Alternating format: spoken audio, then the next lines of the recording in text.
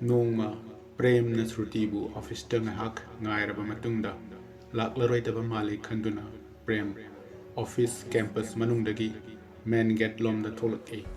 main gate langthoklaba matungda ring road cross toramdai Sruti magi silver machugi alto car thoraktuna lambigi mataida leplingai thokjilaktuna tapna khamlaki Prem su amamba oibana masak sengna udrabada kanano haiduna paktaduna car manungda yeng hotnari Prem gi manakta khamlaga Sruti car manungdagi mako haifet thindoklaki makut na mana thong hangdoktuna Prem bu car manungda changaknaba kaurakhi Sruti Hi Prem kayam kuire yorapa kuina ngairamlani nangdi aidi sati na traffic jam emanduna khara thengdokre hojik phau aibu ngairambagi tamak thanks yaar car manungda tongna wari sanai kuidrida aisu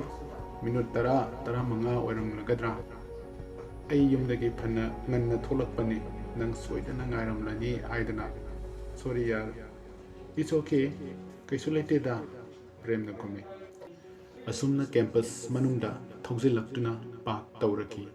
magi car dagi makoi animak kumthaduna stair gi steps inda kakhatlagi first floor dani aduga office ki room number tana wari sana lagle office ki kada changlaktuna Sruti gi system mana tamakoi animak phamthabada mangairi chokidar uncle kakalaktuna hairagi madam koi ngahak lai biki gira horen tholamdai da ingonda haibiram aigi makhagi quarter da laigani aw yani uncle aw yani uncle chokidar chatki Sruti amadi Prem makoi ani khakta office ki kam manunda lehowi numidangi pung nipan henba fawba makoi ani khakta mi kana su leitaba first floor aduda leiba haibase amaromdadi mi na wakalana khaningai oibasu yai adubu animak professional gi field da taruraba amadi masa gi wak ki wakaltada leinabana adum chap manai Srutina another project amagi matang da wari sabado Prem munna tari design karamagi system dagi punna yengminari aduga Prem di tana magi drawing book da sum not toxili rough sketches macha tawduna Numit nini kumni sure sigi project sigi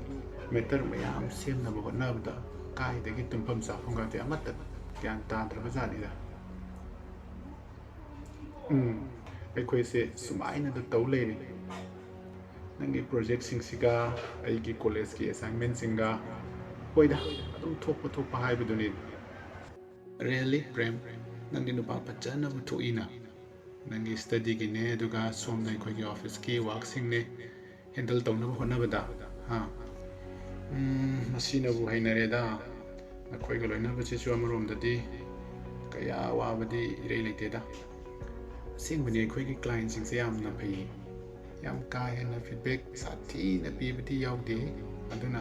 smoothly sathaba ngamli ni project mayam se Prem da pagi tawe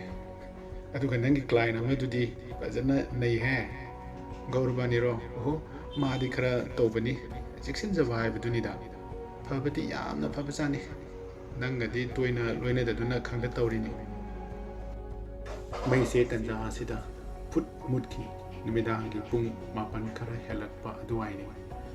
system da backup khara leibana monitor screen dagi tholakpa mangalda akhoi ani mai mut kre khangdaba makai screen da thoklepa image amada yengduna wari sanari room adudagi hendoktuna floor pumbasu loina khangmam mamkre makoi anigi maithong da screen dagi thatorakpa mangalna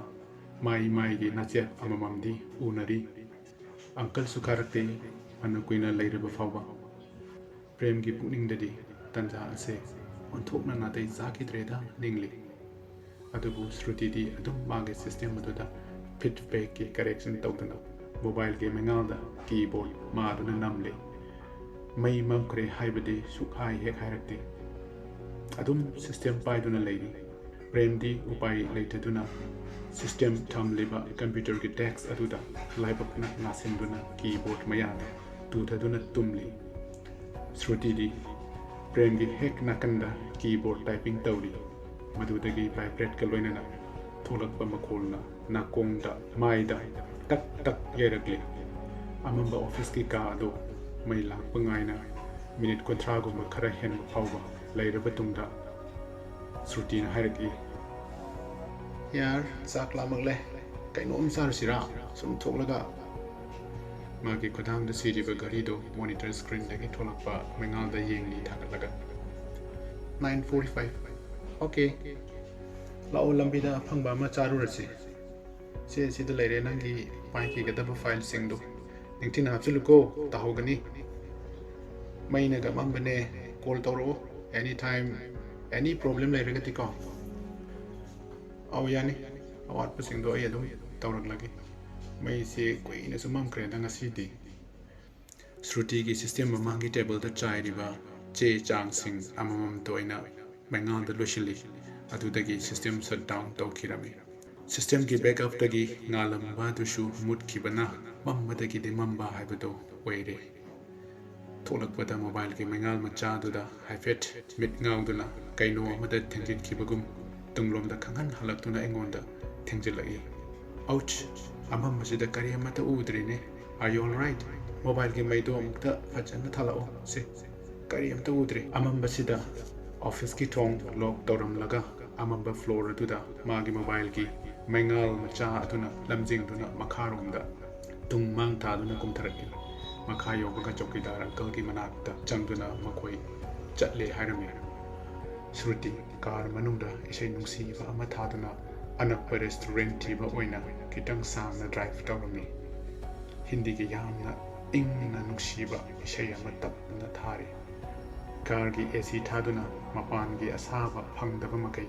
prem di nungai na magi driving seat ki panakta phamduna back seat ta nga thaduna ise adu daduna mid wishili nimidang ni haiduna seat belt phabagi wakal leidudre adubu माना एगी seat belt नाकलदा लामलक्तुना पुक मयादा थंगलगी हाइफेट हौगतलगा bell फाजिनदुना अमुक हानगुम तुंगी शिट्टा नाथरे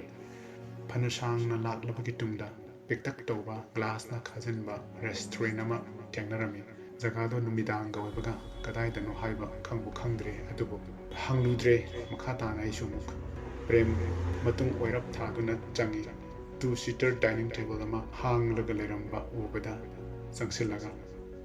प्रेम से फमलसे औ यारे हेक्ट फमलसे waiter अमा चंगसिलगी अदुगा हंगलगी करी वैना पुजरोगे ma'am